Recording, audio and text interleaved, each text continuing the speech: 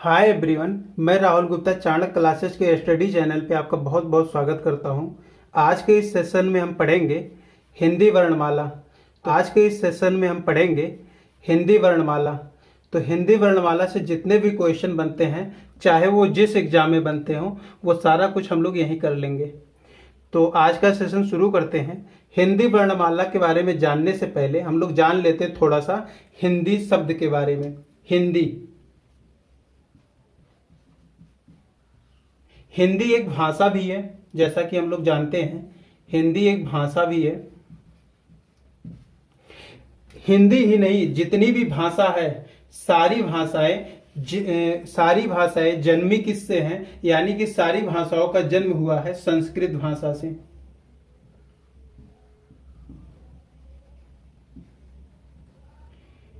संस्कृत भाषा से सभी भाषाओं का जन्म हुआ है, इसीलिए संस्कृत भाषाओं को सभी भाषाओं की जननी कहा जाता है।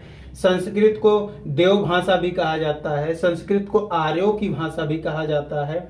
अगर हम लोग बात करें तो संस्कृत को आदि जननी भी कहा जाता है। तो संस्कृत की अगर हम लोग संस्कृत के बारे में ही बात करें, अच्छा पहले थोड़ा सा जान लेते हैं और भी भाषाओं के बारे में। संस्कृत भाषा से सबसे पहली भाषा का जिसका जन्म हुआ है वो है प्राकृत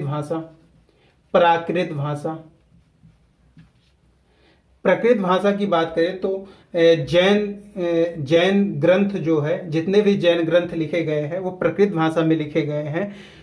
और अगर हम लोग प्राकृत भाषा की बात करें तो प्राकृत भाषा को सबसे पहले फेमस करने का या प्रसिद्ध करने का काम किसने किया है, तो वो किया है महावीर स्वामी ने। महावीर स्वामी ने अपने सारे उपदेश प्राकृत भाषा में दिए हैं। अगर हम लोग बात करें तो संस्कृत भाषा वर्तमान में दो भागों में बांट दी गई है। संस्कृत भाषाओं के दो भाग कर दिए गए थे। अच्छा, इसके बारे में थोड़ी देर में हम लोग पढ़ते हैं। प्राकृत भाषा के बारे में हम लोग कर लेते हैं। अच्छा, प्राकृत भाषा को अर्धमगधी भाषा भी कहा जाता है। अर्धमगधी प्राकृत भाषा को अर्धमगधी भाषा भी कहा जाता है। इसके बाद अगर हम लोग बात करें प्राकृत भाषा से किस भाषा का जन्म हुआ है, तो वो हुआ है पाली भाषा का। महात्मा बुद्ध की भाषा थी पाली भाषा। महात्मा बुद्ध ने अपने सारे उपदेश पाली भाषा में दिए हैं और जितने भी बौद्ध ग्रंथ लिखे गए हैं वो सारे के सारे पाली भाषा में लिखे गए हैं। इसके बाद पाली भाषा के बाद अगर हम लोग बात करें तो अपभ्रंश भाषा आती है। अपभ्रंश भाषा इन्हीं भाषाओं का बिगड़ा हुआ रूप है। अगर यूं कह लीजिए, संस्कृत भाषा, प्राकृत भाषा, पाली भाषा के विकार से जिस नई भाषा का जन्म हुआ वो था अपभ्रंश भाषा का जन्म हुआ। इसके बाद अगर हम लोग बात करें तो अपभ्रंश भाषा से ही जन्म हुआ है आपकी हिंदी का जन्म भी जो है अपभ्रंश भाषा से हुआ है। अच्छा, अपभ्रंश भाषा से अगली जो भाषा निर्मित हुई है वो कौन सी थी? औहट्ट भाषा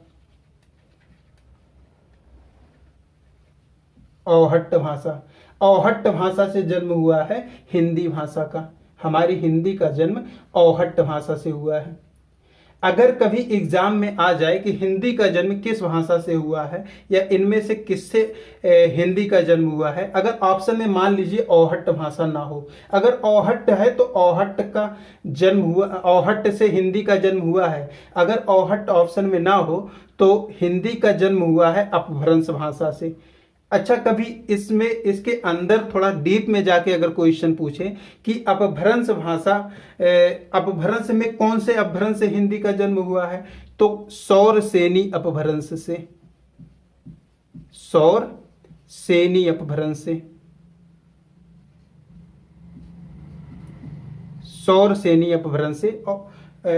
हिंदी भाषा का जन्म हुआ है। ठीक है, आगे बढ़े तो आगे बढ़ते हैं। तो हम लोग बात कर लेते हैं, थोड़ा इसका इतिहास अच्छे से जान लेते हैं। संस्कृत का इतिहास थोड़ा सा जान लेते हैं। तो संस्कृत भाषा को देव भाषा, आर्यों की भाषा, सभी भाषाओं की जननी, तो आदि जननी, तो ये सारा कुछ कहा जाता है। अगर अगर हम लोग बात करें संस्कृत भाषा में लिखा गया पहला ग्रंथ, आपसे क्वेश्चन पूछा जा सकता है संस्कृत भाषा में लिखा गया पहला ग्रंथ कौन सा है, तो पहला ग्रंथ कौन सा है, वो है हमारा ऋग्वेद। तो संस्कृत भाषा में ऋग्वेद लिखे गए हैं। हमें पता है 4 वेद हैं, ठीक है। तो ये ऋग्वेद सबसे पहले संस्कृत भाषा में लिखे गए ग्रंथ है। इसके बाद अगर हम लोग बात करें, इसके बाद हम लोग बात करें तो वर्तमान समय में या कालांतर में कह लीजिए, संस्कृत भाषा के 2 रूप माने गए हैं। संस्कृत को 2 भागों में डिवाइड कर दिया गया है। तो वो कौन कौन से हैं दोनों रूप? एक होता है वैदिक संस्कृत, जो वेदों में लिखी गई है, वैदिक संस्कृत हो गया ये। एक है लौकिक संस्कृत, जो हम लोग पढ़ते हैं, जो टेट सीटेट के वगैरह के पेपर में आता है, लौकिक संस्कृत।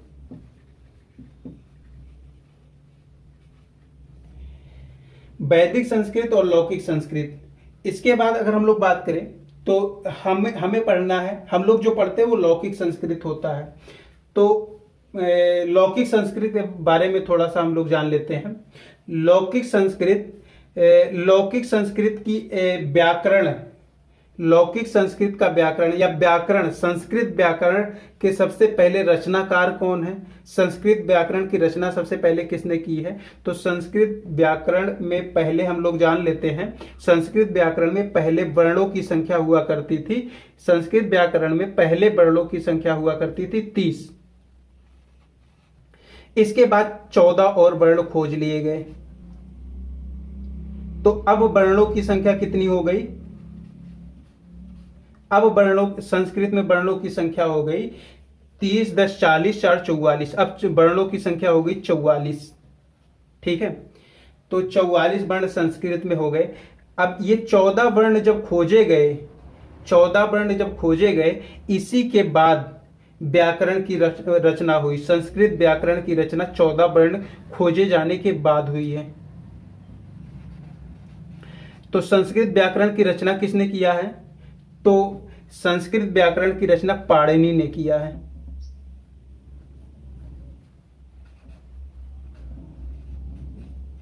पाणिनि या पाणिनि कहीं मिलता है लिखा, तो वो लोग हम लोग थोड़ा सा कवर कर लेंगे। पाणिनि ने किया है। अच्छा, इनकी संस्कृत भाषा में लिखा गया कौन सा ग्रंथ है, या संस्कृत व्याकरण पे लिखा गया कौन सा ग्रंथ है, तो वो ग्रंथ कौन सा है? वो है अष्टाध्यायी, जिसकी रचना किसने की है? पाणिनि ने की है। तो अष्टाध्यायी की रचना जो है पाणिनि ने किया है। और संस्कृत व्याकरण का पहला ये पुस्तक भी है। संस्कृत भाषा में लिखा गया या संस्कृत व्याकरण के ऊपर लिखा गया सबसे पहली पुस्तक कौन सी है? वो है अष्टाध्यायी, ठीक है। इसके बाद अगर हम लोग बात करें तो थोड़ा सा अगर हम लोग इतिहास की बातें इसी में कर लेते हैं। तो इतिहास में हमें पता है कि महाजनपदों की संख्या होती थी 16 महाजनपद हुआ करते थे। 16 महाजनपद हुआ करते थे। इसके बाद महाजनपदों की संख्या कुछ विद्वानों के अनुसार 22 महाजनपद कुछ विद्वानों ने बताया है।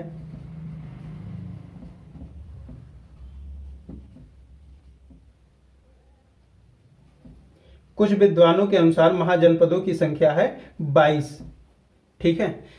अच्छा, किसके अनुसार महाजनपदों की संख्या 22 है, किसके अनुसार महाजनपदों की संख्या 16 है? तो महाजनपदों की संख्या 22 है पाणिनि के अनुसार। पाणिनि ने जो अष्टाध्यायी लिखा है, ये इस अष्टाध्यायी ग्रंथ के अनुसार महाजनपदों की संख्या 22 है। अगर हम लोग बात करें 16 महाजनपद किसके अनुसार है, तो 16 महाजनपद है अंगुत्तर निकाय, बौद्ध ग्रंथ है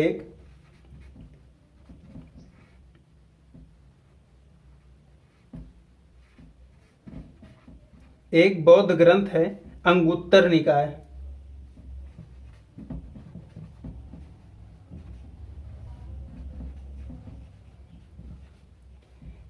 इनके अनुसार महाजनपदों की संख्या 16 है। ठीक है, इन महाजनपदों के बारे में जितने भी क्वेश्चन बनते हैं वो हम लोग हिस्ट्री में कवर करेंगे। ठीक है, अभी इतना जानते रहिए। इसके बाद अगर हम लोग थोड़ा सा और हिस्ट्री की बात कर ले, इसको मिटा देते हैं, बोर्ड भर गया है।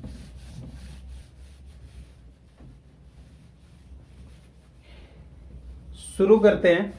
इसके बाद अगर हम लोग बात करें प्राचीन भारत की, तो प्राचीन भारत में पहले यहाँ जो निवास कर पहले सबसे पहले जो आगमन हुआ, आर्यों का आगमन हुआ। तो यहाँ दो टाइप के लोग निवास करने लगे। एक होते थे आर्य, एक होते थे अनार्य। जो आर्य नहीं थे वो अनार्य थे। तो सबसे पहले आर्यों का आगमन हुआ और यहीं सबसे पहले आर्यों ने एक युद्ध लड़ा। तो इतिहास का सबसे पहला युद्ध जो है वो माना जाता है दशराज युद्ध। ठीक है, तो आर्यों और अनार्यों के बीच में, आर्यों और अनार्यों के बीच में सबसे पहला युद्ध जो लड़ा गया वो है दशराज युद्ध। और ये लड़ा कहां गया था? पारुषणी नदी के किनारे। अच्छा, एग्जाम में यह भी क्वेश्चन पूछा गया है, पारुषणी नदी का वर्तमान नाम क्या है? तो इसका वर्तमान नाम क्या है? इसका वर्तमान नाम है रावी नदी। रावी नदी को पहले पारुषणी नदी कहा जाता था। ठीक है, इसके बाद अगर हम लोग बात करें तो ये आर्यों और अनार्यों का पहला युद्ध हो गया। इसके बाद अगर हम लोग बात करें तो ये जो भारत था, भारत सिंधु नदी के किनारे हुआ करता था। भारत सिंधु नदी के किनारे स्थित था। ठीक है, और इसी के किनारे जो आर्य लोग रहते थे, इन्हीं के साथ में जो विदेशों से व्यापार हुआ करता था। विदेश के लोग, पहले तो इसका कोई नाम नहीं था, तो यहाँ जितने भी लोग रहते थे और यहाँ जो भी आर्य आए तो ये छोटे छोटे कबीले में आए। ये छोटे छोटे कबीले में आए और इस कबीले का नाम हुआ करता था भरत कबीला। इसका नाम हुआ करता था भरत कबीला।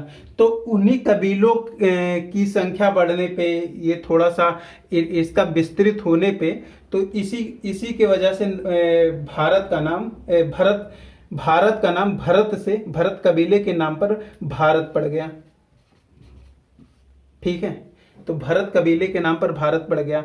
तो यहाँ से जो बाहर के लोग आते थे, भारत के बाहर के लोग जो आते थे यहाँ व्यापार करने या फिर यहाँ युद्ध करने, किसी भी वजह से जो लोग बाहर से आते थे, तो वो लोग ये सिंधु नदी के किनारे स्थित था, इसीलिए इसको सिंधुस्तान कहते थे। जैसे एक फेमस युद्ध है, सबसे पहले जो है, इसके बाद एक युद्ध लड़ा गया था जिसको जो है फारस के राजा डेरियस ने लड़ा था। सबसे पहले भारत पर आक्रमण करने वाले एक फारस के शासक हुआ करते थे। फारस के शासक हुआ करते थे डेरियस। ठीक है, डेरियस। तो इन्होंने सबसे पहले हमला किया, तो इन्होंने कह दिया कि ये सिंधु नदी के किनारे स्थित है, इसीलिए इसको सिंधुस्तान कह दिया। इसको कह दिया सिंधुस्तान। ठीक है, अच्छा, फारस के लोग जो है, फारस के लोग सा का उच्चारण हा के रूप में करते थे। फारस के लोग ये सा नहीं बोल पाते थे, ये सा को हा बोलते थे। ठीक है, जैसे हो गया सा को हा बोलते थे, पा को फा बोलते थे, और क्या बोलते थे, धा को दा बोलते थे। अब जैसे मान लीजिए इनका एक्चुअल नाम है पर्सिया, हम लोग पर्सिया कहते हैं, तो पर्सिया में पा जो रहेगा वो फा के रूप में उच्चारण होगा, तो फारस हो जाएगा, नहीं तो वो पारस हुआ करता था। ठीक है, तो जैसे सिंधुस्तान ही है, तो सिंधुस्तान में सा की जगह पे हम लोग हा करके देखते हैं, तो ये हा हो गया, तो हा पे छोटी ई की मात्रा हो गई। ठीक, और धा का उच्चारण दा के रूप में करते थे, तो धा के स्थान पे दा लिख लेते हैं, और बाकी तो फिर वही सेम ही है लगभग। ठीक है, तो कहा जाता है कि हिंदुस्तान का नाम सबसे पहले किसने दिया? तो फारस के लोगों ने हिंदुस्तान को हिंदुस्तान नाम दिया है। ठीक है, तो यहां तक अगर क्लियर हो गया हो तो आगे बढ़े थोड़ा सा। ठीक है, तो ये थी पिछली छोटी छोटी बातें थी जो संस्कृत, जो थोड़ा भाषाओं से, इसके इतिहास से संबंधित थी। इसके बाद अगर हम लोग बात करें, हम लोग डायरेक्ट आते हैं प्रकृत भाषा में। प्रकृत भाषा की बात करें तो फिर हमें पता है कि प्रकृत भाषा को अर्धमगधी भाषा कहेंगे। प्रकृत भाषा को फेमस करने वाले जो व्यक्ति हुआ करते थे उनका नाम क्या था? तो उनका नाम क्या था? उनका नाम था महावीर स्वामी। पाली भाषा थी। पाली भाषा को फेमस किया किसने था? तो महावीर स्वामी ने किया, गौतम बुद्ध ने किया था। इन्हीं भाषाओं का बिगड़ा हुआ रूप अपभ्रंश से औहट, औहट से हिंदी। तो हम लोग डायरेक्ट पहुंचते हैं, अब हिंदी के बारे में जानते हैं। थोड़ा सा मिटा देते हैं।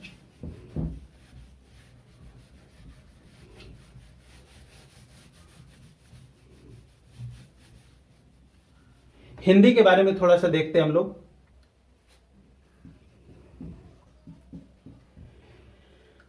ठीक है, हिंदी शब्द की उत्पत्ति जो है वो हुई है सिंधु से। ठीक है, जैसा कि हमने पढ़ा अभी, सिंधु शब्द से हिंदी शब्द की उत्पत्ति हुई है। इसके बाद बात करें हम लोग तो हिंदी किस भाषा का शब्द है? फारस ने नाम दिया तो ये फारसी भाषा का शब्द हो गया। ये फारसी भाषा का शब्द हो गया। इसके बाद अगर हम लोग बात करें तो संविधान में, हमारे कॉन्स्टिट्यूशन में इस भाषा का उल्लेख राज्य भाषा के रूप में मिलता है। तो हिंदी को राजभाषा के रूप में सबसे पहले उल्लेख जो है हमारे संविधान में मिलता है। संविधान में राजभाषा के रूप में उल्लेख मिलता है। राजभाषा या फिर भारत की भाषा हिंदी है, यह संविधान में उल्लेखित है। इसके बाद अगर हम लोग बात करें तो संविधान में कुल 17 भाग हैं। ठीक है, संविधान में कुल 22 भाग हैं। संविधान में कुल 22 भाग हैं, जिसमें भाग 17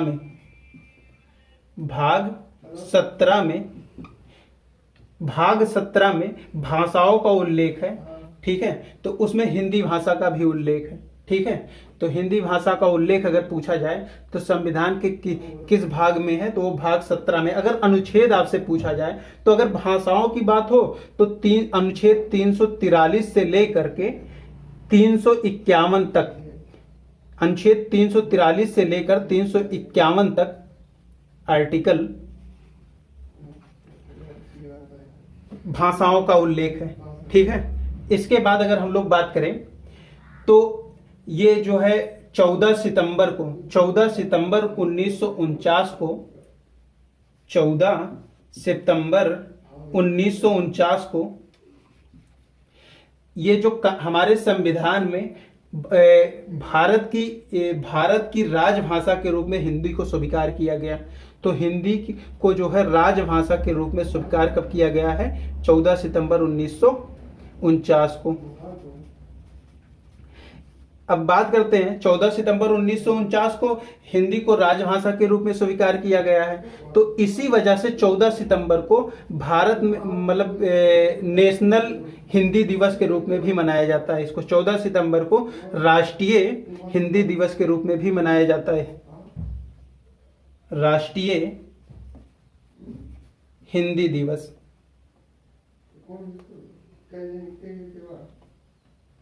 राष्ट्रीय हिंदी दिवस।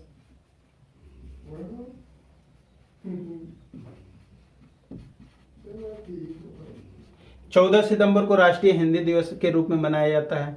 अच्छा, इसी के बाद अगर हम लोग बात कर ले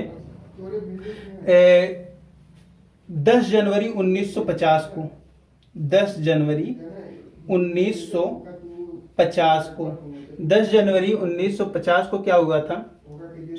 10 जनवरी 1950 नहीं है, 1975 है। 10 जनवरी 1975 को सबसे पहले बार जो है विश्व हिंदी सम्मेलन हुआ था। विश्व हिंदी सम्मेलन, विश्व हिंदी सम्मेलन हुआ था। और ये सम्मेलन कहाँ हुआ था? ये हुआ था नागपुर में। विश्व हिंदी सम्मेलन नागपुर में हुआ था। तो इसीलिए जो है 10 जनवरी को अंतरराष्ट्रीय हिंदी दिवस मनाया जाता है।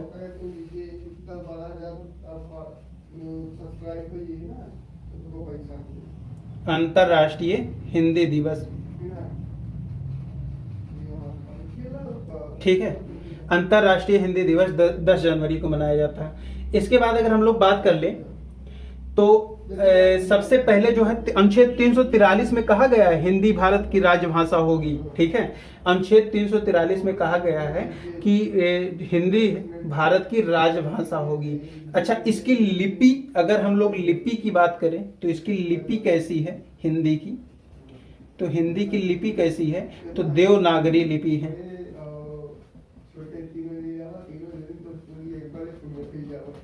देवनागरी लिपि है। जो बाएं से दाएं लिखा जाता है वो देवनागरी लिपि है। कुछ लोगों कुछ भाषाओं में आपने देखा होगा, जैसे उर्दू में दाएं से बाएं लिखा जाता है। तो ये लिपियां कई होती है। लिपियों के बारे में हम लोग कभी किसी सेशन में बात कर लेंगे, ठीक है। जैसे खरोष्टी लिपि हो गया, ब्राह्मणी लिपि हो गया, तो ये सारी लिपियां हैं, ठीक है। तो देवनागरी लिपि बाएं से दाएं लिखा जाता है।